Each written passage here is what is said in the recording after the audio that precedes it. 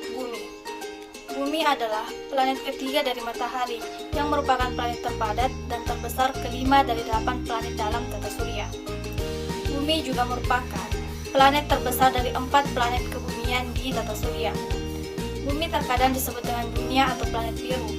Bumi merupakan planet yang bentuknya bulat, dan jika diukur lebih akurat lagi, bentuknya tidak bulat sempurna, tapi sedikit lonjong, mirip telur ayam. Akan tetapi, bentuk lonjong itu hanya sedikit, yang artinya bumi masih tampak bulat sempurna, meski tidak disadari banyak orang. Bentuk bumi yang seperti telur ayam ini disebut juga dengan geoid. Penyebab bumi tidak bulat sempurna ialah adanya gaya sentrifugal atau gaya luar yang dialami oleh sebuah benda berputar. Bentuk bumi kira-kira menyerupai sferoid pepat, bola yang bentuknya tertekan pipi di sepanjang sumbu dari kutub ke kutub, sehingga terdapat tonjolan di sekitar khatulistiwa. Alam semesta menjadi 3 lapisan, yaitu langit, bumi dengan bentuk yang datar, kemudian air. Aristoteles diyakini sebagai orang pertama yang menyebutkan bahwa bumi berbentuk bulat. Anggapan tersebut kemudian didukung oleh beberapa kenyataan yang dihasilkan dari pengamatannya sendiri. Setelah melakukan pengamatan, Aristoteles menyadari bahwa gerhana bulan diakibatkan oleh posisi bumi yang terletak di antara bulan dan matahari. Dia juga mengatakan bayangan bulan di permukaan bumi selalu terlihat bundar. Kenyataan ini hanya bisa terjadi jika bumi berbentuk bulat. Kalau datar, bayangan bulan harusnya terlihat lonjong kecuali saat berada di atas ubun-ubun. Jadi melalui bukti-bukti tersebut, Aristoteles selalu menyampaikan gagasan bahwa bumi sebenarnya berbentuk bulat. Bagian yang kedua yaitu struktur bumi. Struktur bumi adalah susunan atau lapisan pembentuk bumi. Struktur bumi terdiri dari banyak jenis material. Struktur bumi bagian dalam terbagi dalam beberapa lapisan, seperti halnya sebuah bawang. Bumi secara umum terdiri dari beberapa lapisan, yaitu bagian paling atas disebut litosfer atau crust. Lapisan di bawahnya adalah astenosfer atau mantel, dan yang paling bawah adalah inti bumi. Yang pertama yaitu crust. Crust merupakan bagian terluar dari lapisan bumi. Dia lebih tipis dibandingkan dengan lapisan lainnya. Pada lapisan ini terdapat unsur-unsur kimia seperti oksigen, silikon, aluminium, besi, kalsium, natrium, kalium, dan magnesium. Lapisan bumi paling luar ini juga terdiri dari 2 jenis, yaitu lapisan kerak benua di daratan dan samudra di dasar laut. Ketebalan pada kerak benua adalah 30 hingga 70 km, sementara kerak samudra memiliki ketebalan 6-11 km. Proses ini juga terdiri dari 3 macam, yaitu tektonisme yang terjadi akibat pergerakan lapisan bumi yang dapat menyebabkan retak, vulkanisme yang disebabkan oleh keluarnya magma dari perut ke permukaan, dan seisme pergerakan lempeng tektonik yang membuat permukaan bergetar atau gempa. Yang kedua, mantel atau mantel bumi. Lapisan bumi kedua adalah mantel yang merupakan lapisan paling tebal dengan ketebalan mencapai 2900 km. Lapisan ini juga disebut lapisan atmosfer karena fungsinya yaitu untuk melindungi inti bumi. Pada lapisan ini terdapat 2 jenis mantel, yaitu mantel luar dan mantel dalam.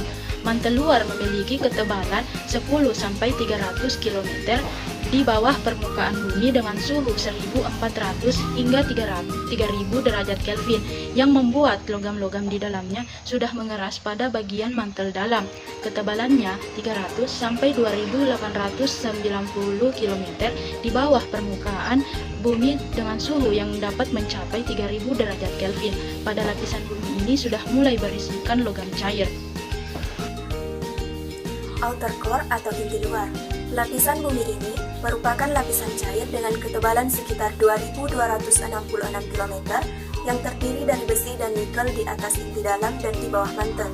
Suhu inti luar berkisar dari 4300 derajat Kelvin di bagian luar hingga 5000 derajat Kelvin di dekat inti dalam. Dari suhunya yang tinggi, sudah dapat dipastikan bahwa lapisan ini berupa fluida dengan tingkat viskositas yang rendah. Arus eddy yang terdapat pada inti luar juga telah mempengaruhi medan magnet bumi. Inner core atau inti dalam.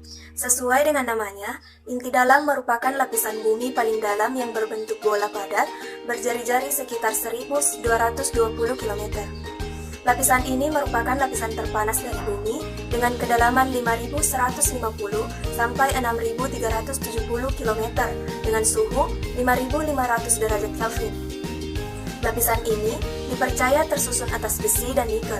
disertai juga belerang, karbon, oksigen, silikon, dan kalium dalam persentase kecil, serta lapisan udara yang menyelimuti bumi. Selain lapisan bumi yang bersifat fisik di atas, terdapat pula 4 susunan kimia pada planet bumi yang diantaranya yang pertama atmosfer, lapisan udara yang membungkus bumi dengan ketebalan lebih dari 650 km. Lapisan bumi ini tersusun dari nitrogen sebesar 78% dan oksigen sebesar 21%. Terdapat 5 jenis atmosfer yaitu troposfer, stratosfer, mesosfer, termosfer, dan eksosfer.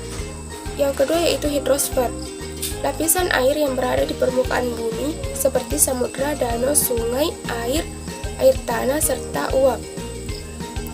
Yang ketiga yaitu litosfer, lapisan kerak paling luar yang terdiri dari batuan dan dapat bergerak sehingga bisa menimbulkan pergeseran benua. Yang keempat yaitu biosfer, lapisan hidup yang tertuju kepada lapisan yang dapat dihuni oleh makhluk hidup.